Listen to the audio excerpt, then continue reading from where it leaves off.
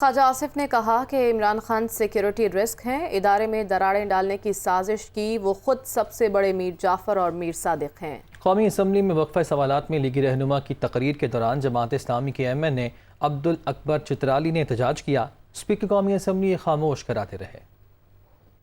یہ پاکستان کے لیے سیکیورٹی رسک ہے، جس راستے پہ چل نکلا ہے یہ ہمارے سیکیورٹی اداروں کی تباہی اور اس کے بعد ہمارے نیوکلیئر پروگرام کی تباہی، یہ ہاتھ اس پہ ڈالنا چاہتا ہے۔ جن کو گالیاں دیتا ہو سکتا ہے انہوں نے اس کو سپانسر کیا ہو۔ حوالہ دیتے ہیں یہ سراج الدولہ کا اور میر جعفر کا، یہ خود سب سے بڑا میر جعفر اور میر صادق ہے۔ پچھلے 3-4 مہینوں میں کئی بار کوشش کی ہے کہ اس ادارے کے اندر دراڑیں ڈالیں۔ یہ مینٹلی سٹیبل آدمی نہیں ہے۔